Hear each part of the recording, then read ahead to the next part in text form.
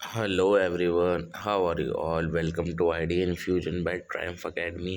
आज हम करने वाले हैं आपका बिजनेस एनालिटिक्स जो कि सेमेस्टर 6 का सब्जेक्ट है। डीयू के स्टूडेंट्स रेगुलर हो या फिर एसओएल उन सब के लिए सब्जेक्ट है। उसका यूनिट नंबर 3 जिसका नाम है गेटिंग स्टार्टेड विद आर। ठीक है, तो सबसे पहले हम देखते हैं इंट्रोडक्शन टू आर कि आर होता क्या है।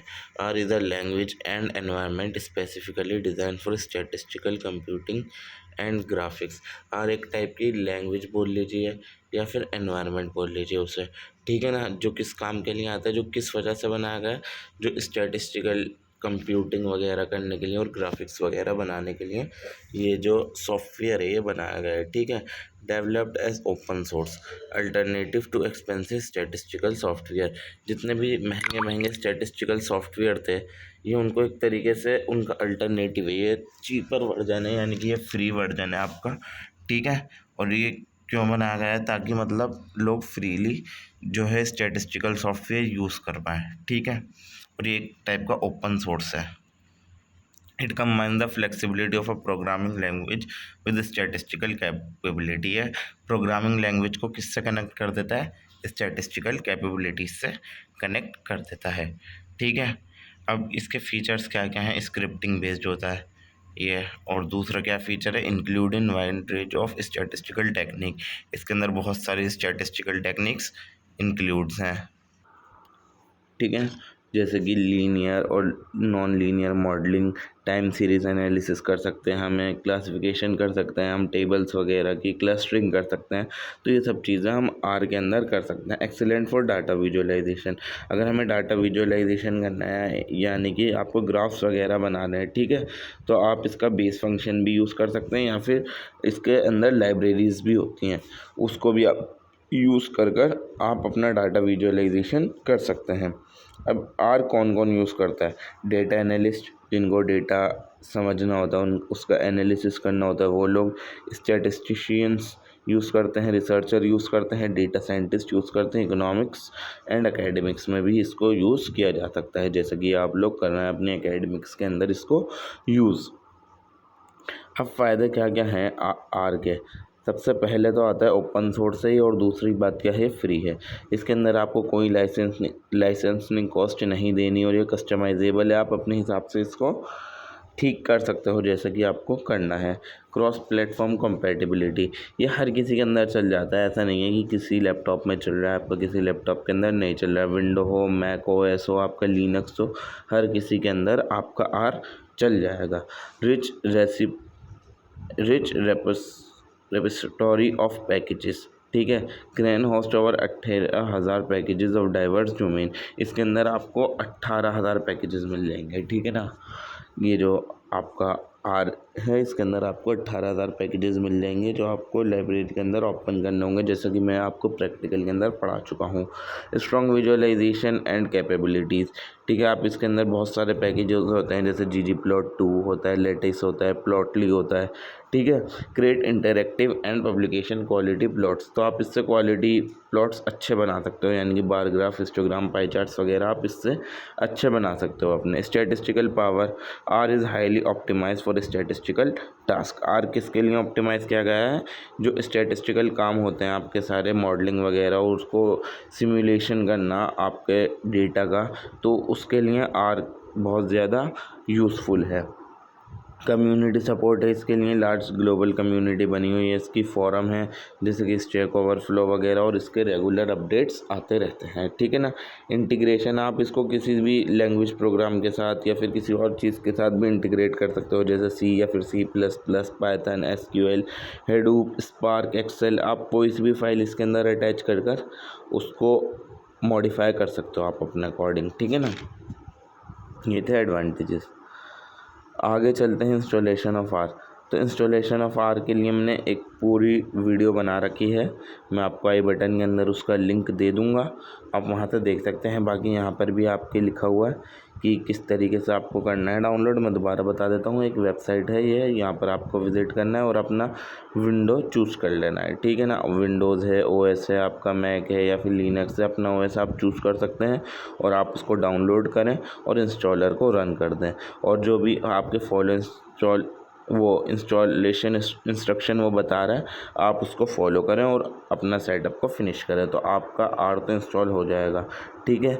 और उसके साथ साथ आपको आर स्टूडियो भी करना ज़रूरी है। डाउनलोड की लिंक मैंने यहाँ पर दे दी आपको नीचे डिस्क्रिप्शन बॉक्स के अंदर भी मिल जाएगी, ठीक है। और इसके फीचर्स क्या क्या होते हैं आर स्टूडियो डाउनलोड करने के लिए, ये कोड एडिट हो जाते हैं, इसके अंदर कंसोल होता है, एनवायरनमेंट होता है, हिस्ट्री, प्लॉट्स, हेल्प टीप, फाइल मैनेजर, सब चीज़ें इसके अंदर अवेलेबल होती हैं। तो आपके लिए आर यूज़ करना ईजी और ज़्यादा हो जाता है, ठीक है।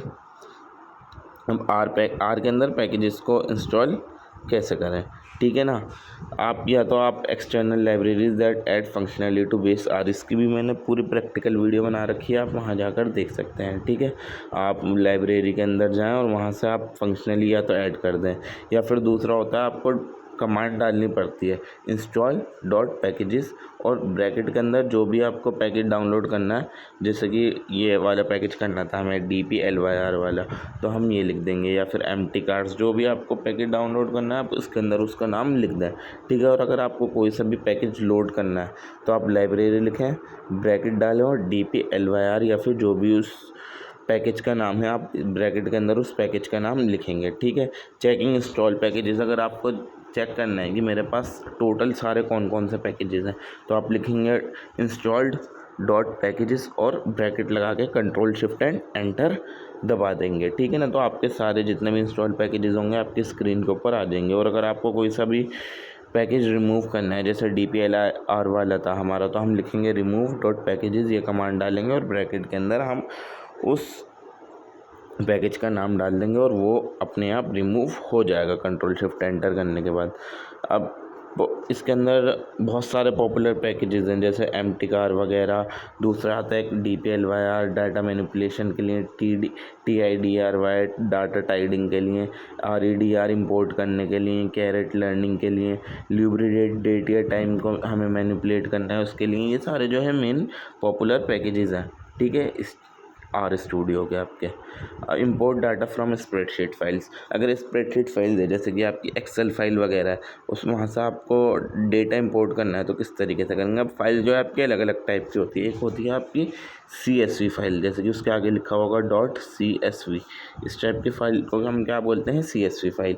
तो हम उसको इंपोर्ट कैसे करेंगे, तो हमें कमांड डालनी पड़ेगी, हमें लिखना पड़ेगा डेटा, या तो आप ये साइन लगा दें या फिर इक्वल टू का, ये आपकी मर्ज़ी है। वैसे प्रेफर किया जाता है कि आप ये साइन यूज़ करें। उसके आगे आप लिखेंगे रीड डॉट CSV और ब्रैकेट लगा के जो आपका फाइल पाथ है कि कहाँ पर आपने डाउनलोड कर रखी है आप उसका नाम डालें, ठीक है, कि कहाँ पर है।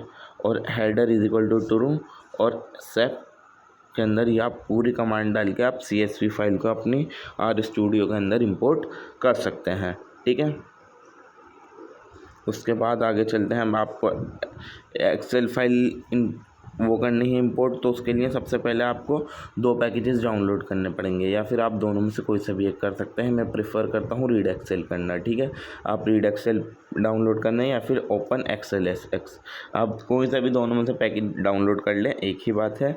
फिर आपको लिखना है लाइब्रेरी, ब्रैकेट के अंदर रीड एक्सेल। लाइब्रेरी मैंने अभी बताया था किस चीज़ के लिए यूज़ होता है, रिवाइज़ करें, फिर से पीछे चलें। ये देखिए लाइब्रेरी होता है पैकेज लोड करने के लिए यूज़। तो सबसे पहले हमने लाइब्रेरी इस वजह से लिखा ताकि वो पैकेज लोड हो जाए। फिर उसके बाद जैसे हमने पिछली फाइल करी थी data is equal to read Excel, और फिर फाइल पाथ का नाम कि कहाँ पर फाइल है और जितनी भी शीट्स बनानी है इज़ इक्वल टू उतने नंबर डाल दीजिए कि कितनी शीट्स की आपकी फ़ाइल होगी, ठीक है। तो आपकी फ़ाइल यहाँ पर ऐड हो जाएगी, इंपोर्ट हो जाएगी। अगर आपको रीडर पैकेज करना है इंपोर्ट, जो कि सबसे ज़्यादा फास्ट होता है, तो आप क्या करेंगे, सबसे पहले पैकेज लोड करेंगे उसका भी। जैसे आपने एक्सेल फाइल के लिए रीड एक्सेल करा था, रीडर पैकेज के लिए आप क्या करेंगे, लाइब्रेरी ब्रैकेट रीडर और data is equal to read CSV और फिर आप फाइल पाथ डाल देंगे, ठीक है, जो भी आपका फाइल पाथ था। और उसके अलावा भी और बहुत सारे फॉर्मेट होते हैं, जैसे कि .txt, read.table भी डाल सकते हैं। जेसन के लिए ये कमांड है, SQL के लिए आपकी ये दोनों कमांड्स दे रखी हैं। Comments and syntax in are. Comments begin with hash. अगर आपको कोई भी कमेंट डालना है आर के अंदर तो सबसे पहले हैश लिखेंगे और उसके आगे आप कमेंट अपनी टाइप कर सकते हैं, ठीक है। तो कमेंट्स आप ऐसे डालेंगे। और सिंटैक्स, अब सिंटैक्स जो होता है वो अलग अलग टाइप का होता है, ठीक है ना। जैसे कि आपको इज इक्वल टू रखना है तो आप कुछ भी लिख सकते हैं, जैसे कि x लेस देन आपको 5 करना है तो आप ये कमांड रख दीजिए वहाँ पर। y इज इक्वल टू 10 करना है तो ये कमांड रख दीजिए। z इज इक्वल टू 20 करना है तो ये कमांड इज इक्वल टू वाली, ठीक है। इसके नीचे अगर आपने ये लगा दिया साइन, पहले लगा दिया, तो इसका मतलब क्या हो जाएगा, ये इक्वल टू हो जाएगा, जैसा कि यहाँ दे रखा है। अब अगर आपको सम करना है तो आप क्या कमांड डालेंगे, सम, और जिन जिन नंबर्स का आपको सम चाहिए आप वो नंबर्स लिखें, जैसे 1 2 3, तो आप कंट्रोल शिफ्ट प्लस एंटर दबाएंगे तो इनका सम आ जाएगा, यानी कि 6, ठीक है। अब बहुत सारे पैकेजेस भी होते हैं आर स्टूडियो के अंदर और लाइब्रेरीज़ भी होती हैं, जैसे कि मैंने आपको बताया। पैकेज क्या होता है, a collection of function, data and documentation. ये पूरा कलेक्शन होता है। इस कलेक्शन के अंदर क्या क्या होता है, आपके सारे फंक्शन भी मिल जाएंगे, आपको सारा डेटा भी मिल जाएगा और आपके सारी डॉक्यूमेंटेशन भी मिल जाएगी। तो फंक्शन, डेटा एंड डॉक्यूमेंटेशन का कलेक्शन क्या कहलाया जाता है, पैकेजेस, ठीक है। और लाइब्रेरी क्या होती है, the directory folder where install package are store, यानी जितने भी पैकेजेस थे जो आपने स्टोर करके रख रखे हैं जिस जगह पर, वो फाइल, वो पाथ आपका क्या कहलाया जाता है, लाइब्रेरी, ठीक है। अगर हमें कोई सा भी पैकेज लोड करना पड़ता है तो हमने ऊपर बताया, तो हम क्या लिखेंगे, लाइब्रेरी कमांड डालेंगे और आगे ब्रैकेट और अंदर ब्रैकेट के अंदर पैकेज का नाम, ठीक है। यहाँ लिखा हुआ है आपका यूज़ लाइब्रेरी, अंदर पैकेज का नाम। अगर आप ये करने के बाद control shift and enter press करेंगे, कंट्रोल शिफ्ट प्लस एंटर करेंगे तो आपकी जो है वो पैकेज आपका लोड हो जाएगा, ठीक है। तो आई होप आपको समझ में आया होगा कि पैकेजेस क्या होते हैं और लाइब्रेरीज़ क्या होती हैं। ये देखिए एग्जांपल दे रखा है। अगर आप सबसे पहले कोई सा भी पैकेज इंस्टॉल करना है तो आप कमांड क्या डालेंगे, इंस्टॉल डॉट पैकेजेस और अंदर उस पैकेज का नाम। फिर आपको वो लोड करना है पैकेज इंस्टॉल करने के बाद, तो लाइब्रेरी ब्रैकेट और उस पैकेज का नाम, ठीक है। अगर आपको हेल्प चाहिए कि मतलब आपको कुछ वर्क हो नहीं रहा तो आप हेल्प लिख के ब्रैकेट के अंदर मीन कर सकते हैं, ठीक है। अब डेटा स्ट्रक्चर्स होते हैं आर के अंदर। सबसे पहले आता है वेक्टर, ठीक है ना। ये होमोजीनियस होते हैं और वन डायमेंशनल होते हैं, ठीक है। वेक्टर के अंदर आप डायरेक्ट वैल्यूज़ रख सकते हैं, कुछ भी न्यूमेरिक, कैरेक्टर या फिर लॉजिकल वैल्यू। जैसे कि हमने यहाँ रखा वेक्टर इज इक्वल टू या फिर ये साइन सी और अंदर ये सारे नंबर लिख दिए। तो वेक्टर्स हमेशा हमारे होमोजीनियस होंगे, वन डायमेंशनल होंगे और इसके अंदर हम क्या क्या चीज़ें लिख सकते हैं, न्यूमेरिक चीज़ें, कैरेक्टर वाली चीज़ें और लॉजिकल चीज़ें, ठीक है। और मैट्रिसेस 2 डायमेंशनल होते हैं, आपको पता है। मैट्रिसेस कुछ इस टाइप के बनते हैं, 1 2 4 5 इस टाइप के जो बने हुए होते हैं मैट्रिसेस बने हुए होते हैं। तो ये 2 डायमेंशनल होंगे और ये भी होमोजीनियस होते हैं, ठीक है। अगर आपको कोई सी भी मैट्रिक्स बनानी है तो आप क्या कमांड डालेंगे, mat is equal to matrix, और आपको डालने हैं मान लीजिए 1 से लेकर 9 तक नंबर्स उसके अंदर। तो आप लिखेंगे 1 to 9 नंबर्स हमें डालने हैं, फिर कॉमा कितनी रो चाहिए और कितने बाय रो से आपको, बाय रो में आपको लिख देना है ट्रू, तो कॉलम आपके खुद जनरेट हो जाएंगे, ठीक है। तो इस टाइप से आपकी बन जाएगी मैट्रिसेस। और एरेज हम बनाना, एरेज होता है हमारे मल्टी डायमेंशनल, ठीक है ना। ये एक तरीके से मैट्रिसेस का जर्नलाइजेशन होता है। तो इसके लिए हमें क्या कमांड डालनी है, ARR इज इक्वल टू या फिर ये साइन एरे। अगर आपको 1 से लेकर 8 तक के एरे बनाने तो आप लिख देंगे 1 to 8 या फिर 1 to 9, जितने भी आपको बनाने हैं वो आप डालेंगे।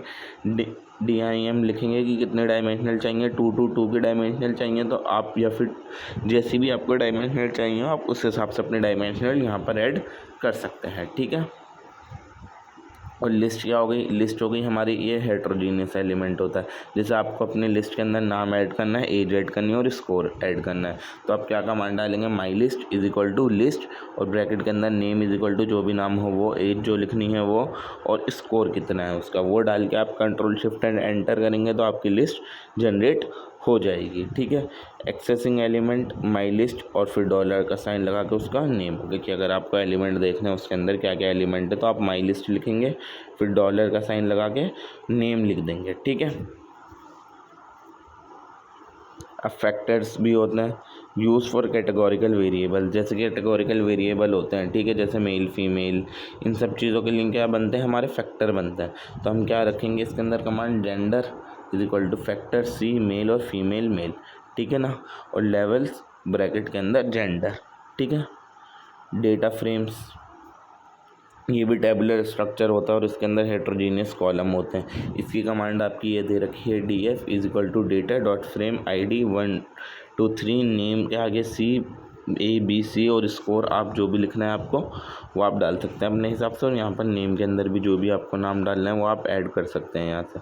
ठीक है, और उसको आपको एक्सेस करना हो तो डी एफ लिख के और डॉलर साइन लगा के आप नाम लिख देंगे उस फाइल का। ठीक है, अगर आपको इंपोर्ट करना था, एक्सपोर्ट करना है, तो आपको किस तरीके से क्या कमांड डालनी है, write dot C S V bracket में डी एफ और जो भी वो फाइल का नाम है वो रखना है, और रो नेम के आगे क्या लिख देना है, फॉल्स। अगर एक्सेल के अंदर इंपोर्ट करनी है तो जैसे वो रीड एक्सेल था, अब आपको डाउनलोड करना पड़ेगा राइट एक्सेल या फिर ओपन एक्सेल एस एक्स। ठीक है ना, तो आप उसके बाद लोड करने के लिए उस पैकेज को क्या लिखेंगे, लाइब्रेरी राइट एक्सेल ब्रैकेट के अंदर उस ब्रैकेट का नाम, वो फाइल पैकेज का नाम आ जाएगा आपका। ठीक है, अगर टेक्स्ट के अंदर आपको एक्सपोर्ट करनी है फाइल तो उसके लिए आपका ये दे रखा है। ठीक है, तो बस यही था आज की वीडियो के अंदर। वीडियो आपको पसंद आई हो तो वीडियो को लाइक करें, चैनल को सब्सक्राइब करें। मैं मिलता हूँ आपको इसके यूनिट नंबर 4 के साथ नेक्स्ट वीडियो के अंदर। तब तक अपने दोस्तों के साथ इसको ज़रूर शेयर करें। Thank you so much for watching my video.